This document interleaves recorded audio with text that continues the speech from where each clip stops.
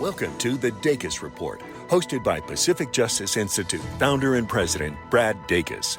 For 25 years, PJI has counseled, represented, and defended people whose religious freedoms, parental rights, or sanctity of life have been obstructed or violated, all free of charge.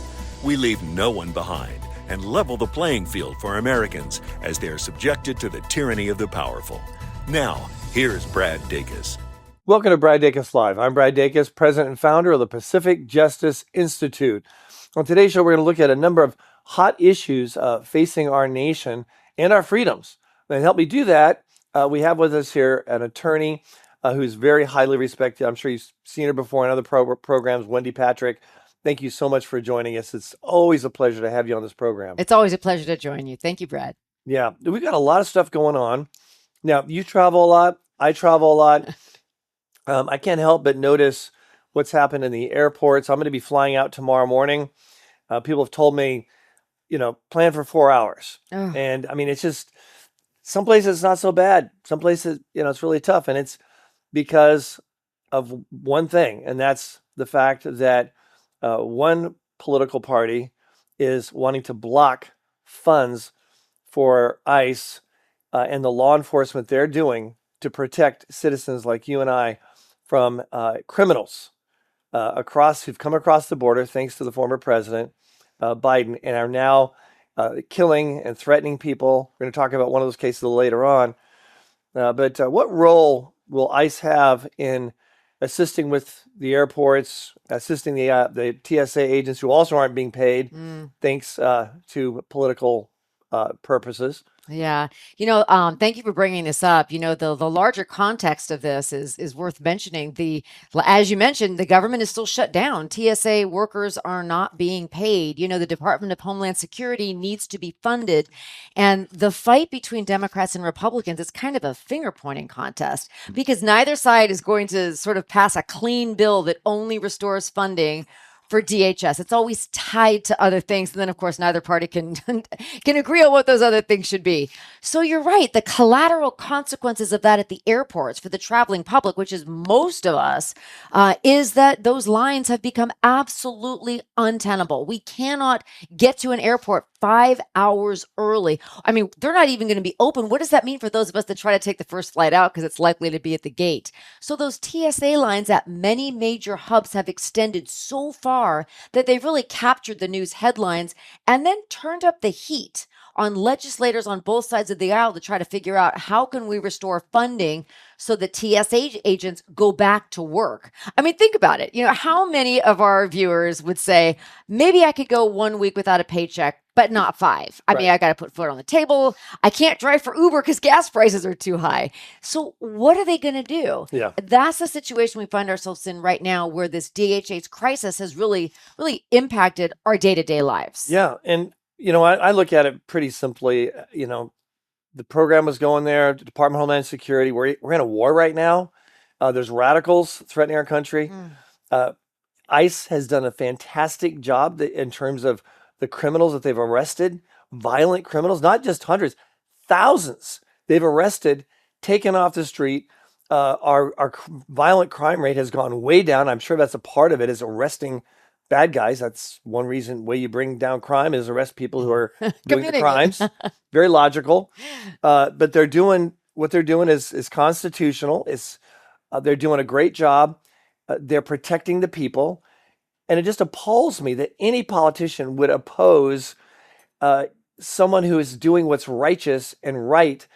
God's word's filled with scripture, which, where God talks about, punishing the wicked, cheering on the righteous, those who are doing the right thing, those who are looking out to protect people, the potential victims or people who have been victimized, arresting the criminals, punishing the criminals.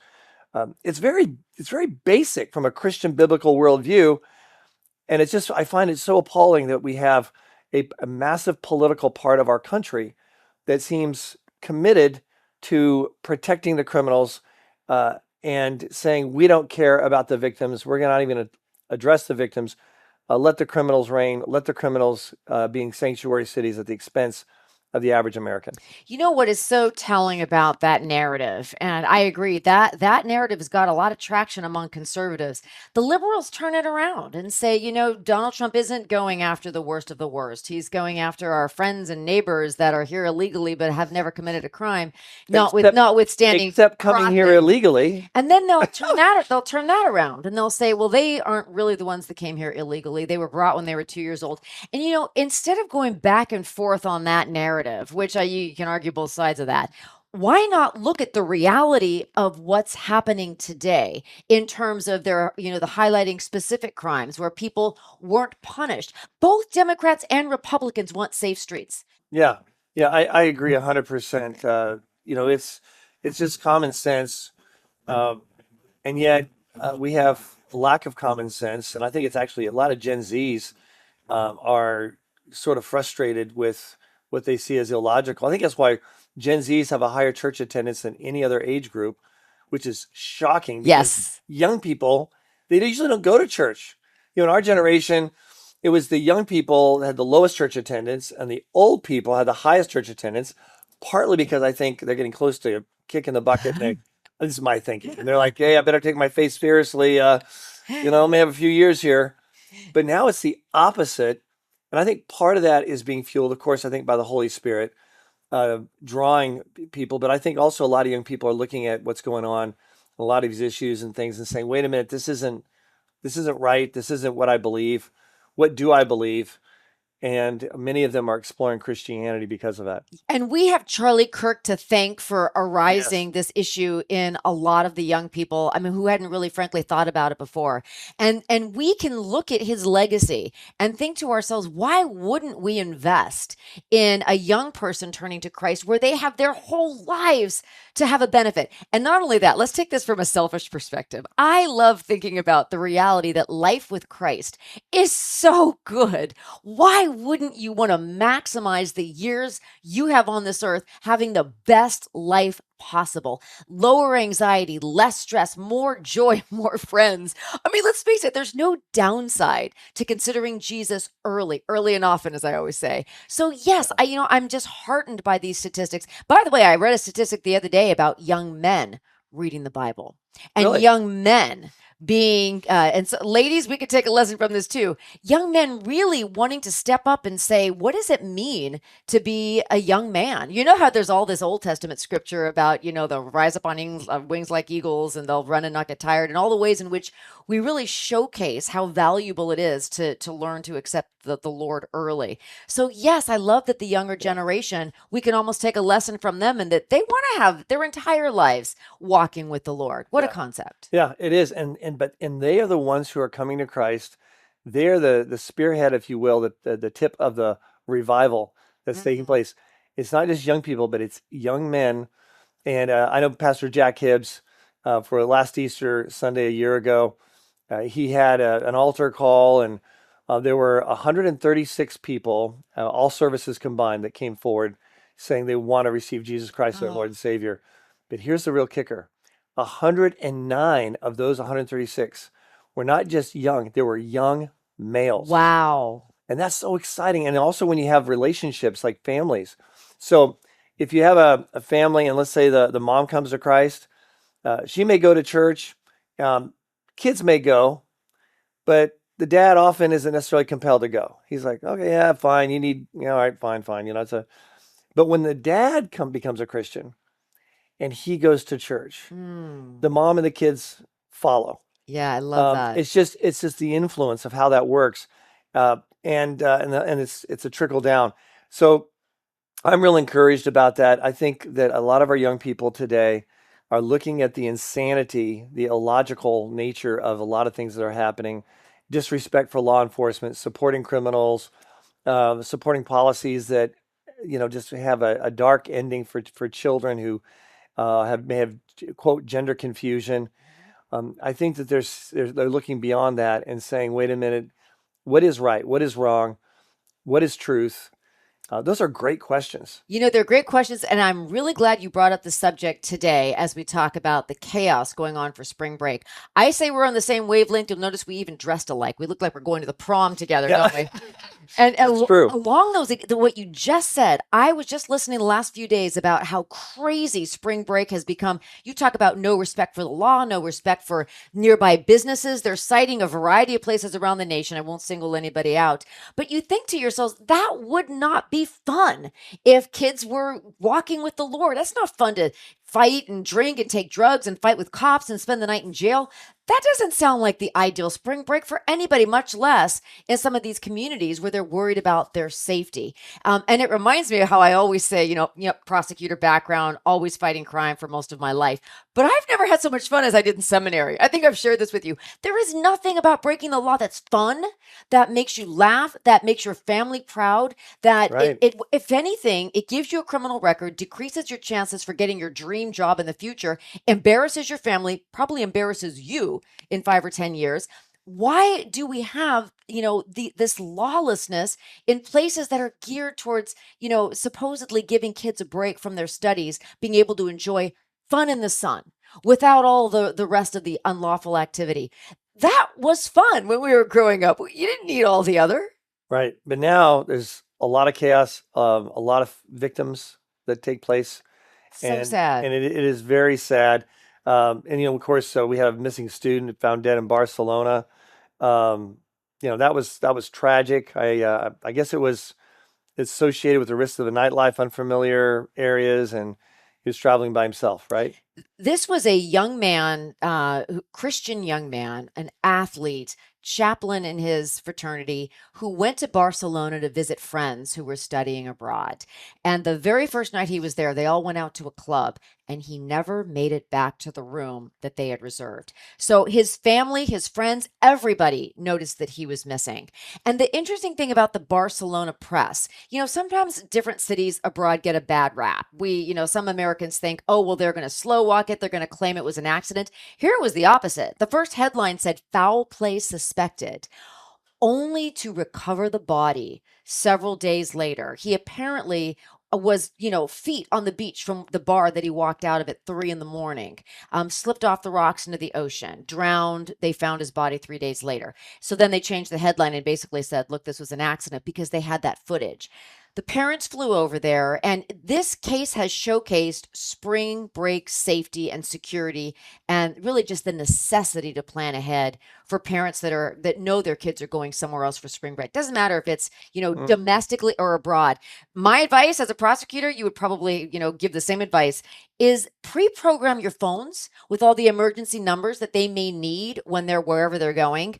Pre-program your number and all the social media sites where you can communicate immediately if something goes wrong. And then here's the third step: practice. You don't want to be scrolling or trying to, find out how to fumble through an emergency number if it was programmed in there by your folks. You've never tried it. These are ways to be proactive. So, folks, when we return, we're going to talk about specific agencies that can help protect your kids, as well as the Save America Act. Does it have a chance of passing? And how important is it really for you and for the survival of our voting process? We return right after this. At PJI, we exist to serve everyone in need of counsel, representation, and defense of their religious liberties, parental rights, and the sanctity of life. We don't take cases based on how high profile they are. We are workhorses, not show horses. Keep current on PJI's work on all the legal challenges we face on a daily basis by signing up for our Legal Insider email newsletter at pji.org. Now, back to the Dacus Report. Welcome back. And folks, if you'd like to keep up with the work that we're doing here at Pacific Justice Institute, I encourage you simply to go to our website, pji.org, pji.org. We have so much that we're doing. We have over 130 cases in active litigation as we speak, 37 offices coast to coast.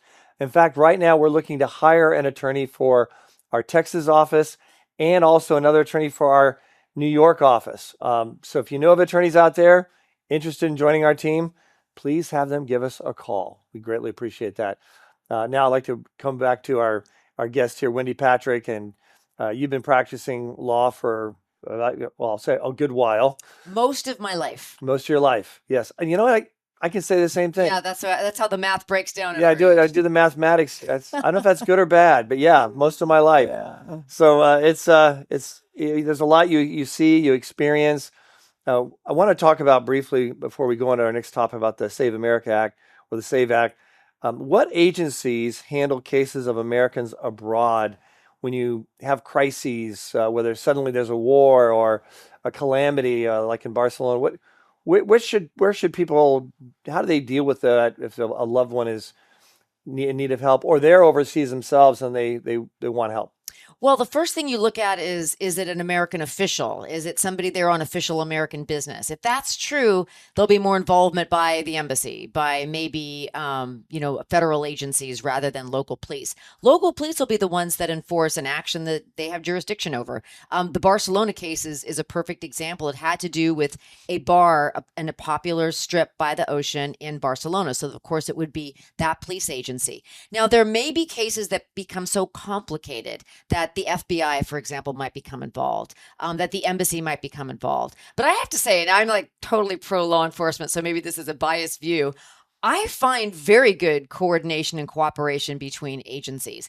And I read stories of all kinds. I'm not just reading conservative press here. Mm-hmm. And it just seems like when it comes to solving crime, law enforcement officers, most of them, they applied for those jobs because that's what they wanted to do. Right. So they are very invested in solving crime, making sure that guilty people aren't arrested unnecessarily if they're not guilty, making sure innocent people are never arrested, and making sure everybody has due process. So that is why you see this great cooperation if it occurs. But normally, if you have a loved one that isn't an official or their own official business, look to the local agency. If you don't, and if there is an opportunity, God forbid, if there's somebody really is slow walking an investigation, it really is incumbent on the loved ones back here to look at their options. There may be legal hurdles, bureaucratic hurdles. They may have to fund an independent investigation to challenge the results of an official investigation. Perfect example of that would be local agency abroad says, well, we have no idea. It looks like an accident. And the parents don't buy that. That's often not what we see, but that would be the route that they might have to take if they disagreed. Right. Most of the cases we follow, they do agree. One of the reasons for that, Brad, I have to believe, is social media. And that's why you see the agreement, the level of agreement that you do, because nobody wants to get entwined with a gray area. Just have them do on the same day like everything else. Yeah. And if they have a mail-in ballot because they're going to be out of town or they're disabled. Military leave, then they can have the ballot, and they have to make sure that they mail it in time so that it arrives at or before the election day. It's very common sense. I think that Supreme Court's going to rule properly on that. It's going to bring a little bit more integrity into the system, because I will tell you, I don't know how many times this happens where the candidate, especially here in California, the candidates I'm in favor of, they're all winning by 5 points or 3%, they're winning. And then after the day, that's the day of the election. And then I wake up in the morning, it looks like they've all won, but there's still more votes coming in. And one by one, it slips. And one by one, it changes. And for some reason, it's almost predictable that after 5 days, my candidates are going to be losing because of those extended days allowing ballots to come in from wherever. It just also breaks my trust. What's interesting? If it breaks my trust, I'm sure it breaks others' trust. What's interesting about your example is that the tide is really changing in terms of the way those dynamics traditionally have worked. We used to say, oh, it's Republicans always vote on, election day and Democrats do mail-in.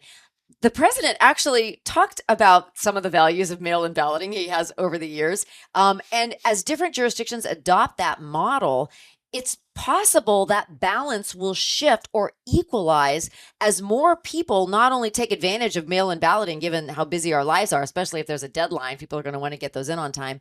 But people are also going the other way and saying, election day, maybe someday it'll be a day off of work. I hope it is. But people want to celebrate the democratic process by actually going to their local polling place. Remember growing up, we had a house in the neighborhood that was a polling place? Yes. And they put out like, fresh baked goodies, and they had lemonade, and we talked with our neighbors, and there was often a pool because it's, there's just a lot, well, Southern California, I guess it would be a hot tub on the East Coast. But, that used to be a celebration of being an American. Yeah. And as more people recognize that that's fun, that's an opportunity to celebrate democracy. What's your take on this? So I gave a TED Talk recently on what I called the honeymoon phase of artificial intelligence. My sister Jen, she actually came up with the title because she said, it seems to be the theme of your talk appears to be why it's so alluring to so many people who become overly involved and overly reliant on AI. And it really has much to do with the way in which we use AI. Going with the honeymoon theme, I always say, what characterizes a honeymoon? You're sitting out there down on the beach with your new bride or husband. You're wearing more than sunglasses. You're wearing rose-colored glasses. You are totally adverse to any negative information coming in. Well, that's the way sometimes people begin to feel when they begin to rely on AI. They don't want to hear anything negative. And by the way, AI and you are sort of like a dating couple, but AI has the advantage because it's programmed to please. There is nothing you can think, say, or do that's going to detract from its valuable nature. It's going to give you what you ask for, sometimes more than you ask for, and sometimes inaccurately. So what we talk about AI in the religious perspective or in the emotional perspective, you've got to use it as a tool, as an assistant. You and AI can be better together if you know how to use it. You trust but verify. You don't overshare private or confidential information, and you use it to satisfy your informational needs, not your emotional needs. That's sort of the gist of what I shared in terms of how you can say to AI, like you say to your spouse on a honeymoon, you complete me. You can have that relationship if you do it smartly. So you can have that match made in heaven grounded in good, safe practices here on earth. That's how you use artificial So you don't use intelligence. AI to encourage you, say, I just feel really depressed right now. AI, Tell me what I can do to feel I lost better. my job. What can I do to make me feel better? And then it'll say, la la la. And you never know what it's. Who knows what it's going to say? Yeah. That's the trouble. You can say, go have a margarita or, I don't know what it's going to say. Turn to the book of John. You don't know which. Yeah, you but know I can which tell way it's you, going. you can guess which because you'll have selected which AI platform you're going to use. So don't go on a blind date. Go on a date having done your research, and you'll have pre-programmed it algorithmically with who you are and what you are looking for. I always say, a spouse will complete your sentence. So will AI. But based on what you've already asked it. Okay, interesting. So is there one platform out there, there's different ones out there that you particularly think is better, more honest, less dangerous, respectful of privacy? Yeah, I would say as a general rule, all of the ones that are traditionally used informationally, they keep sort of out. It's kind of like a horse race. They're always like neck and neck, oh, we got this new safety feature for kids. Oh, now we have this new platform where you can do this, that, or the other. You got to keep on top of it and keep informed. But when you go to sort of the tier B, sort of these platforms that are specific to the world of gaming, or they're on the dark web, or they are, they're extremist ideology, you would think like, who would look at those things? You'd be surprised because people are curious. God made us curious. And without proper role models or mentors or guidance, we sometimes let that curiosity carry us away. And that's what happens with AI. It is a way to satisfy curiosity. And if you haven't researched the platform, you know that you're not using one of those top rated platforms. Moms and dads, look online and figure out who has the highest ratings. Which platforms are most likely to say, I won't answer that question, because some will. That's, Interesting. Right. You can't go on and say, help me build a bomb, but you shouldn't be able to go on and say, I'm writing a research paper on building a bomb. Can you? AI should be able to figure out that's a backdoor way of asking information that it shouldn't provide you with. So look at those as the highest favorability ratings. So it can't just say anything. It has to link to a source. Where are you getting this information? That's the reference, so you can the click reference. And if it's a reference you've never heard of, you can, you cross-examine it. Why are you giving me that article? Yeah, give me a list of 10 articles that corroborate what you're saying. AI doesn't care if you're rude or not, because despite what some people think, It's a program. It's not a paramour. It is it's electronic It's a program. communication. That's right. Yeah, I know. Technology. I know. Sometimes I've used more than one when I'm trying to just get general information. Yeah. But I don't do my briefs that way. My legal briefs. But my you can legal writing. brainstorm that way. But you can brainstorm and you get different ideas and thoughts. Very good. Well, thank you for that information. I look forward to next time we can talk. So do I. Thank you. So, folks, there you have it. It's our God-given freedoms we're talking about. Now, let's choose to keep them. I'm Brad Dacus, president of the Pacific Justice Institute. Let's continue the fight for your freedoms. We would love the opportunity to continue to serve you. Just visit pji.org and click the Legal Insider button to sign up for our email newsletter. At PJI, we help individual employees, employers, business owners, pastors, students, citizens of every stripe through our practical resources, counsel, representation, and defense, all free of charge at pji.org. PJI is an island of stability and assurance in our ever-churning sea of legal and societal chaos. We are here for you. So, folks, just remember, it's our God-given freedoms we're talking about. Now, let's choose to keep them. I'm Brad Dacus, president of the Pacific Justice Institute. Let's continue the fight for your freedoms.